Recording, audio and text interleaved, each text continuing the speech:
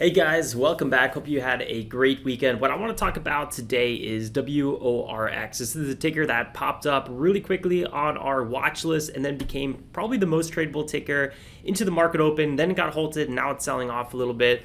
All the while, there's no news on this ticker. So we've been kind of debating in the Discord what the reasons are for WORX being up. So let's go ahead and discuss that. Oh, and there's one more thing I did want to mention. So coming quickly to my phone, here's my Instagram account, and the reason I'm mentioning this is because I woke up today with dozens of direct messages from you guys saying they're getting contacted by fake accounts. So I'm extremely sorry for that. Apparently there's two, at least that I'm aware of, fake accounts that are trying to get you guys to send Bitcoin or something like that. I'm not totally sure, but sending Bitcoin is what I am aware of at least once. So I made a story here, scam account, Mr. Alex Winkler 1. Just be careful for that, guys. The only account I'm using, or the only account I don't have any backup account or anything. I barely even use Instagram. I should use it more, but Mr. Alex Winkler, that's the real account. Yeah, and here's the other one, Mr. Alex _ Winkler. That's another one. So there's those two scam accounts that are going around right now, and I just want you guys to be aware of that. So if you guys can, please just report any accounts that you guys find. It really helps keeping this community a safe and productive place. And I'm truly sorry for anyone that had to waste time and deal with these fake accounts. All right, back to WORX. Okay, let's scroll into the watch list, scroll down here, and boom, there it is. WORX, USA company, 27% gapper at the time, 26 million market cap, 8 million float. Perfect stats. Those are all things I'm looking for. But I'm still searching for the news. So I was a little bit skeptical going in this one right away. And these are really the other tickers I was trading today. And all of these tickers were not performing that well pre-market. So this is unfortunate. I was a little bit hesitant jumping in on this one. And usually price always triumphs news. So as long as there's good price action, I should be trading it. Unfortunately, I hesitated for a second, and that's a big reason I'm not nicely in the green today. I am, so far, I'm most likely going to end here unless WORX is going to turn around sometime soon. I'm ending the green slightly. I basically had just a scratch day. I mean, I'm using smaller size right now. I think my average size today was like $6,000-$7,000. So it was a pretty small size day. So actually $200 is okay. Because if I was using full size, it would have been like a $600-$800 day if I did everything else the same. Now, I don't want to be using full size right now because it's just not that hot of the market. But yeah, BTCM, the first ticker we traded, scratched on that. And then I was pretty much scratching over here just everything. I mean, look, I was up 2.5 on WINT, $20 on BITF, ANY up $40. So I was pretty much getting in and getting out, or taking, $100, $200 win and then losing $200. So it's just a lot back and forth. And I think by the time WORX popped up, it got me a little bit off guard. So what we're going to do is talk about WORX first, and then I'll review my other trades at the end. So let's go ahead, talk about WORX first. And boom, right out of the gates, right at, it was like 8.57, this ticker pops up 25%. And I'm going to be coming out with a video soon. I've been analyzing this a little bit. At what point is a breakout more or less confirmed? When do we have better statistics on a breakout that's confirmed? So a lot of times, I'll trade a breakout, but then it dies off. I cut my losses, so on, so be it. But sometimes you see a ticker, big breakout, I'm also jumping in on it. And sometimes these work a little bit more, the ones that have a really big candle. So I want to be doing a little bit more research and come out with a video about that topic in a bit. I'm not sure about this week, but we will be covering that topic. So don't forget to subscribe if you're totally new. And if you are totally new, well, make sure you have the bell notification on so you don't miss it. Anyway, big breakout here. I should have been jumping on this ticker at the time. It didn't even pop up on my watch list because TOS watch list is a little bit slow. So in the Discord, I actually found out first. So thank you guys for posting that in the Discord. I looked it up, and I was like, oh God, I can't find any catalysts on this ticker. There's no news on this one. There's nothing here. On Finviz, which is one of my favorite platforms to look up news, and there was no news on TOS, which usually has the news the first. I usually see everything first here, and then Finviz eventually pops it up. So it was lacking news on both fronts here. Now in the Discord as well, we were talking about the float on this one. and I think it was Tom Salerno in the Discord that said there's a 50% plus shares short float on this one. So that's a huge short float. I'm not gonna lie, I didn't believe that. I was just basically saying post a link so I could check it out myself, because on FinViz we're getting a short float here of 6.58%, so around 7%. And so I wasn't really convinced. And then here on high short interest, this ticker wasn't popping up at all. So I was, this is another site I use sometimes. And then Tom shared this site with me, shortsqueeze.com. And if you type in WORX, which I already did, you can see it here, and type in short quote, you can see this thing has a short float, or short percent of float if you want to do the long version, at 57.7 pretty much, so 58%. That's a really, really high short float. So this could be correct. It says 20-minute delayed, and it was last updated August 9th, which is today. It's hard to say, because this is, what is this? This is a NASDAQ ticker, I believe, right? NASDAQ comes out with these reports every 2 weeks. So that, yeah, I don't know, which means most likely this is going to be updated in a few days, not necessarily today. I'm like a little bit skeptical that this site is right. To be honest, I've never used shortsqueeze.com before. I would love to know in the comments below, do you guys use Short Squeeze? How accurate do you guys find this site? Please let me know. I mean, I'm here to learn with you guys. I'll definitely keep this site in mind and maybe use it as well to find some more short squeeze data. See what kind of trends we can pick up. It doesn't, seem like there's a lot of free information from what I'm seeing. But anyway, share in the comments below what you guys think about this short squeeze website. Is this right in the end with this WORX here, with this 57% short float?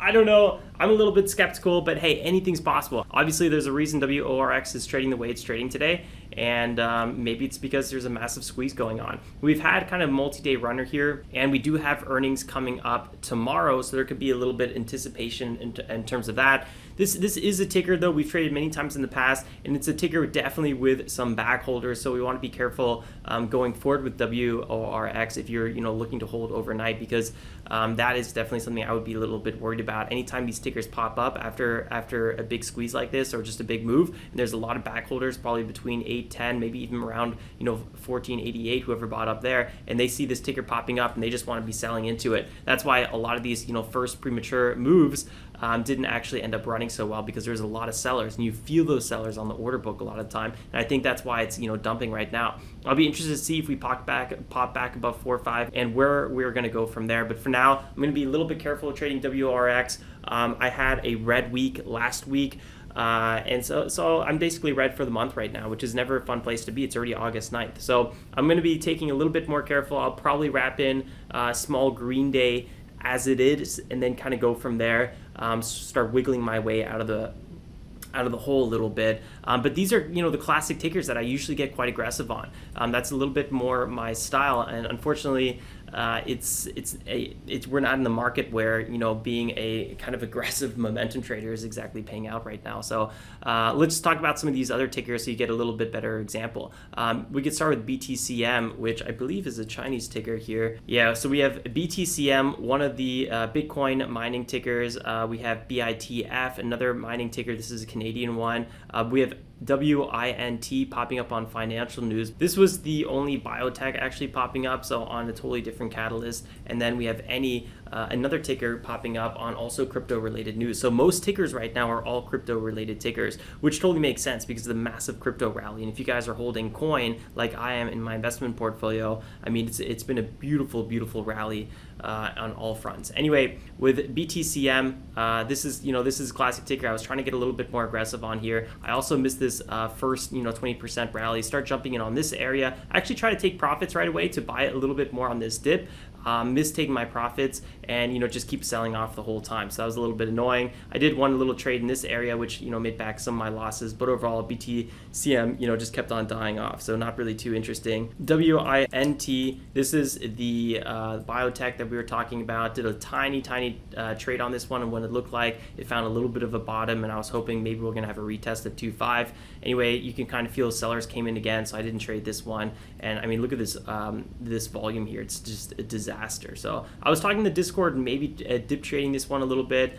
Did have a bounce, but overall it's not really the most interesting ticker. BITF, let's go to this one right here. And this is another ticker that at first I was like, there might be some potential here because it had a really nice front side. Obviously I didn't trade this one because this was from pretty much to 4 to 4:30, and on TOS you don't have pre-market trading till 7 a.m. That's why a lot of times there's these big spikes, because there's a lot of traders on TOS around 7 o'clock. So this is another ticker. I don't know. I tried to trade a breakout here, but didn't really work, and I actually ended up selling this one so fast because I was like, what am I doing? I literally am doing the mistake I did all last week, where I'm trading a breakout on a range, and you want to be careful doing those. They oftentimes flush, and boom, lo and behold, it actually did flush. So I was smart to take profits quickly there and just kind of get out of that trade. And then the ticker from last week, this has been on a nice multi-day run. Try to do some front side trading on this one. Again, kind of missed that first initial pop. Did some pullback trading here. This was a toughie because, again, I'm coming in a little bit late. I'm trying to edge into these pullbacks. We're not getting the pop. Eventually we do get a pop. I'd get quite aggressive on this move. I actually make most of my money on this one, trade the breakout.